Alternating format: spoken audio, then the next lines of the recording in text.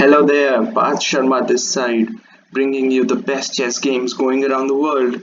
Do take time to like, comment, share, and subscribe to my channel. You can support me financially at Patreon and PayPal. The links are down in the description. And don't forget that your support is my motivation, which keeps me moving. I'm going to bring you another game from round 4, which was played between Vidit Gujrathi and Wang.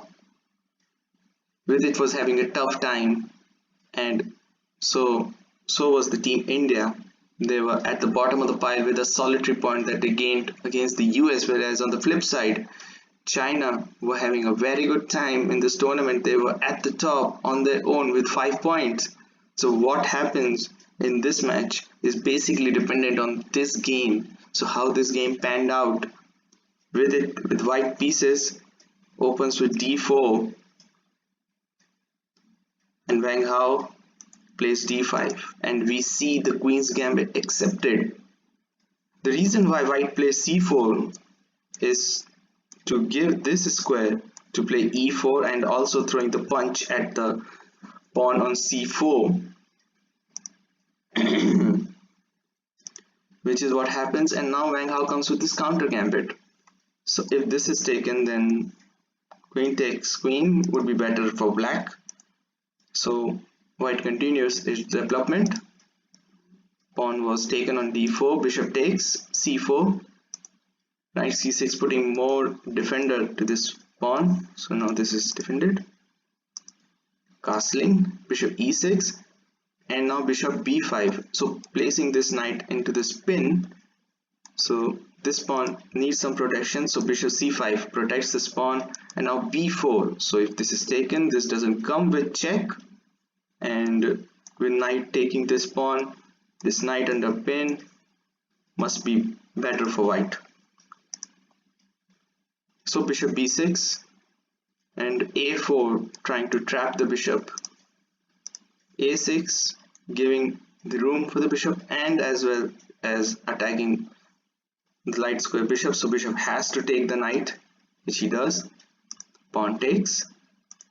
a5, attacking the bishop. Bishop goes back to a7. Bishop e2, more pressure on here, but Wang Hao attacks the pawn. So if e5, we will see knight g4 and more pressure being piled on here. Won't be ideal, or even knight d7 for that matter would be better. So knight b d2 defends the pawn. Castling, queen c2, rook e8. Well, if queen takes, then knight d7, and then queen takes, well, white has gained 2 pawns but still has good compensation. Rook will take this pawn also, and not to forget, this pawn is a bit loose. You might see rook b8 attacking this bishop. This bishop, undefended bishop, is in the same line as this pawn. So rook e8, a good move. And here I think he should have played rook f c1 or rook a c1 for that matter, but he plays rook a d1. So he basically overlooked this move, rook b8, which attacks this pawn. So Vidit plays knight e5. Of course, rook takes, then knight takes comes with the fork. So bishop d7, and here Vidit had a very good chance to play knight df3, and the position doesn't look so bad. After rook takes b4, he'll play knight d3. Well, if black isn't careful, he might be in bit trouble. Well, let's say, what happens after rook b8? Well, then e5, attacking this knight, knight d5, and bishop takes d4, and a fantastic position on the board for white. This is quite playable. He would be able to convert this. So hence, after knight d3, he has to take the rook. He has to take the bishop with his rook.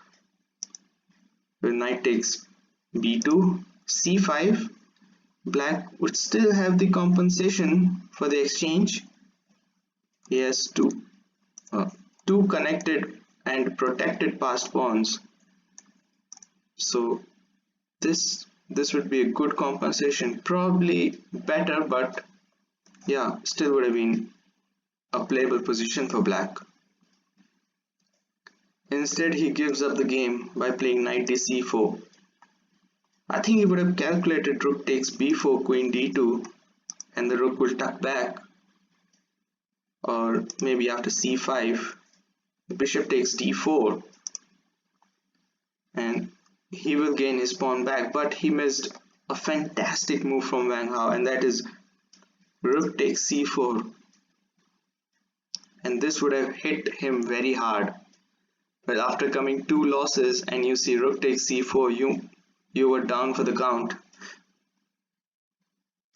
If knight takes, then pawn takes, black is winning, so bishop goes back to a1, and now it seems as if white can hold this ground in this position.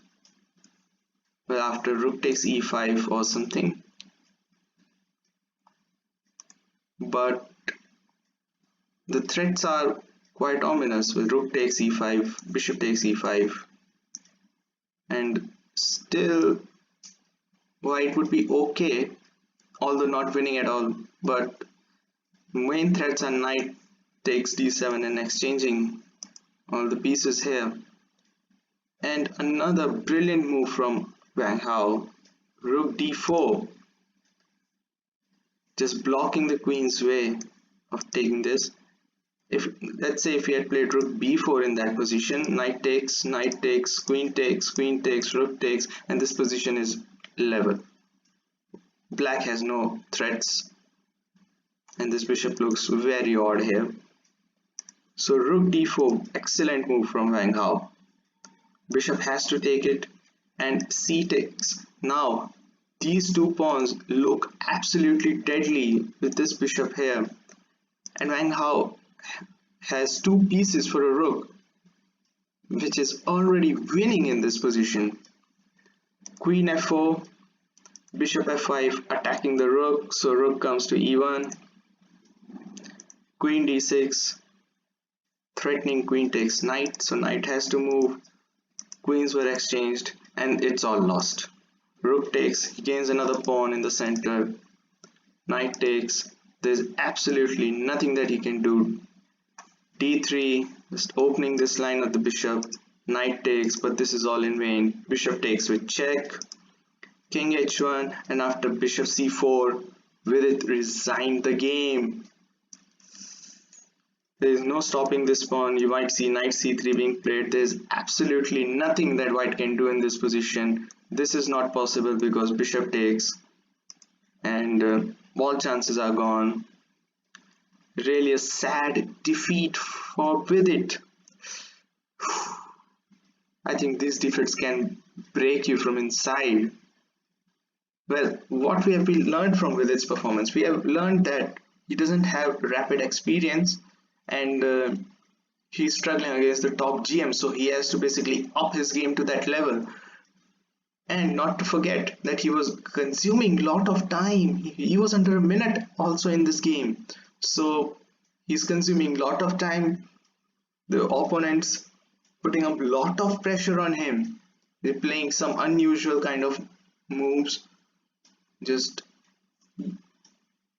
in fragments, just like one intermediate move or in between move is just what is costing Vidit these games. The game against Caruana was a draw. The game against Aronian, he should have won it. But Vidit, for some reason, he's being, subdued under pressure. He's just not playing his real chess, which we see. These attacking sort of alpha zero sort of moves we are not seeing from Vidit, and the performances are totally depressing. Well, that's for this game. Well, I'm really sad about Vidit's performance in this, and this win propelled China to 7 points at the top on their own, and Indian team stuck at a solitary point that they gained against the US. It's a sad situation for Team India, and it's a sad situation for Vidit in particular. I hope you like the video. Thanks for watching. Hope that Vidit bounces back. Cheers. Bye.